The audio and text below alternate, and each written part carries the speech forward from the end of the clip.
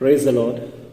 ప్రభువైన యేసుక్రీస్తు నామమున ఈ కార్యక్రమమును వీక్షిస్తున్న మీ అందరికీ శుభములు తెలియజేస్తూ ఉన్నాను. విజన్ క్యూటీ ఫెలోషిప్ వారి యేసుతో ఏకాంత సమయం ఈ క్వైట్ టైం కార్యక్రమమునకు మిమ్మల్ని ప్రేమతో ఆహ్వానిస్తున్నాను. దేవుని వాక్యాన్ని ప్రతి దినము ధ్యానం చేయుటకై దేవుడు మనకు ఎంతగానో కృప చూపిస్తున్నాడు. అనేకమైన పాఠాలు మనం ఈ యొక్క వాక్య ధ్యానం ద్వారా నేర్చుకున్నట్టుకు దేవుడు సహాయం చేస్తున్నాడు. ఇర్మియా గ్రంథంలో నుండి మనం అనేకమైన విషయాలు నేర్చుకోవడానికి దేవుడు సహాయం చేస్తున్నందుకే దేవునికి వందనాలు తెలియజేస్తున్నాను. ఈరోజు మన ధ్యానం నిమిత్తమై ఏర్పరచిన లేఖన భాగం ఇర్మియా గ్రంథము 51వ అధ్యాయము 54వ వచనం నుండి 64వ వచనం వరకు. ముందుగా ఈ భాగంలో మనం 59 నుండి 61 వరకు చదువుకుందాం. సిద్కియా ఏలుబడి యందు 4వ సంవత్సరమున షెరాయా దండు భోజన సామాగ్రికి అధికారి అయి ఉండి సిద్కియాతో కూడా బబులోనుకు వెళ్ళినప్పుడు నేరియా కుమారుడును మహసేయ మనుమడునైన ఆ షెరాయాకు ఇర్మియా ఆజ్ఞాపించిన మాట. ఇర్మియా బబులోను మీదికి వచ్చు అపాయములన్నిటినీ అనగా బబులోను గూర్చి వ్రాయబడిన ఈ మాటలన్నిటినీ గ్రంథంలో వ్రాసెను. కాగా ఇర్మియా షెరాయాతో ఇట్లనెను, నీవు బబులోనుకు వచ్చినప్పుడు ఈ మాటలన్నిటినీ చదివి వినిపించవలెను. ఈనాటి లేఖన భాగం ఆధారంగా మనం ఏర్పాటు చేసుకున్న అంశం ఏదనగా వ్రాయండి మరియు ప్రకటించండి, రికార్డ్ అండ్ డిక్లేర్.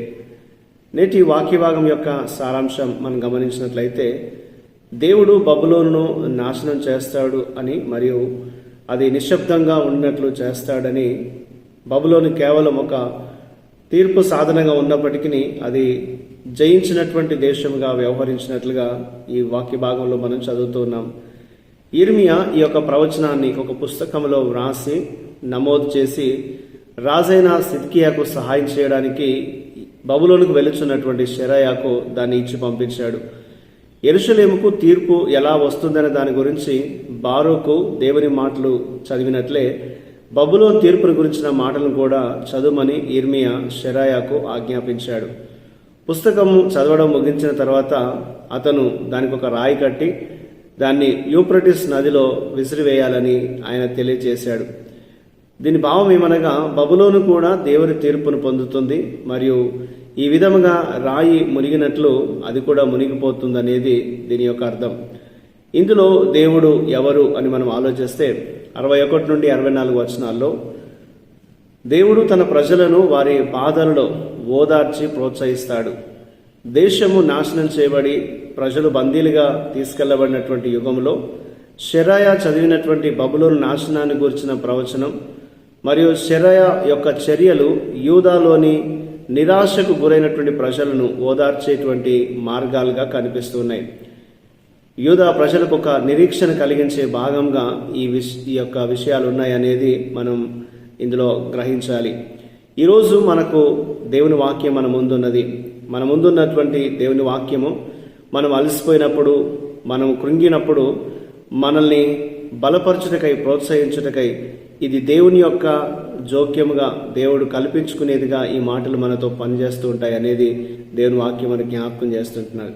కాబట్టి దేవుని వాక్యం మనల్ని హత్తుకొని లేదా మనల్ని బలపరిచి మన జీవితాన్ని ముందుకు తీసుకెళ్ళడానికి ఎంతో మనల్ని ప్రోత్సహించేవిగా ఉంటున్నాయి అనేది దేవుని వాక్యంలో మనం చదువుతూ ఉంటాం.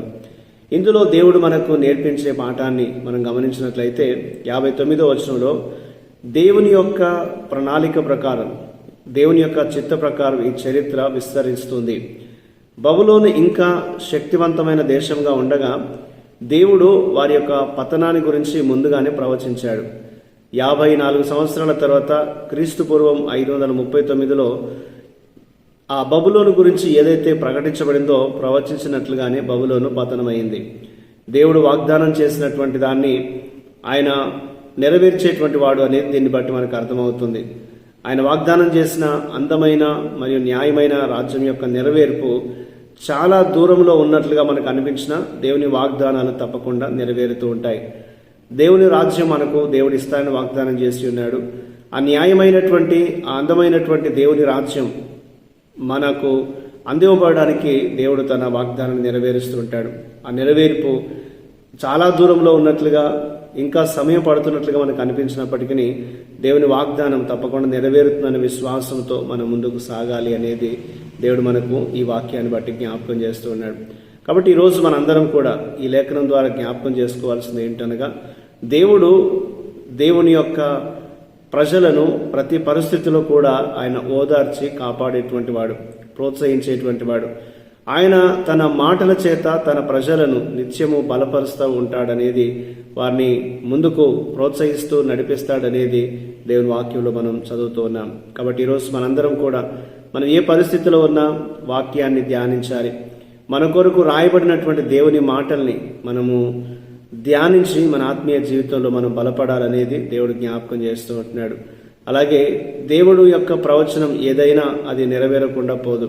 బబులోను పతనాన్ని గురించి దేవుడు ముందు చెప్పినట్లుగానే అది పతనమైనట్లుగా చరిత్రలో మనం చూస్తూ ఉన్నాం. కాబట్టి ఈ రోజున మనందరం కూడా దేవుని యొక్క రాజ్యము, ఆయన రాజ్యాన్ని గురించినటువంటి వాగ్దానాలు నెరవేర్చబడబోతున్నాయి. కాబట్టి మనం దేవుని యొక్క రాజ్యానికి సిద్ధపడుతూ నిరీక్షణ కలిగి దేవుని కృపలో మనం జీవించాలి అనేది దేవుడు మనకి ఈ లేఖనం ద్వారా జ్ఞాపకం చేస్తూ ఉంటున్నాడు. మన పట్ల దేవుని వాగ్దానాలు ఏమైనా సరే అవన్నీ కూడా దేవుడు తన సమయంలో తన చిత్తాన్ని బట్టి మన పట్ల నెరవేర్చి మనకు సహాయం చేసేవాడుగా ఆయన నిరంతరం ఉన్నట్లు దేవుని మాటలు మనకు జ్ఞాపకం చేస్తున్నాయి. ఆ రీతిగా దేవుని మాటపై మనం సంపూర్ణమైన విశ్వాసాన్ని నుంచి ఆయన వాగ్దానాన్ని పరిపూర్తిగా మనం నమ్ముకొని మన జీవితంలో ముందుకు సాగాలనేది ఈ వాక్యం ద్వారా మనం జ్ఞాపకం చేయబడుతున్నాం. ఆ రీతిగా దేవుడు మనకు సహాయం చేయనట్లు దేవుని మనం ప్రార్థన చేద్దాం. మా ప్రియమైన పరలోకపు దేవా, మీ కృప ద్వారా మమ్మల్ని కాపాడుతున్నందుకు వందనాలు.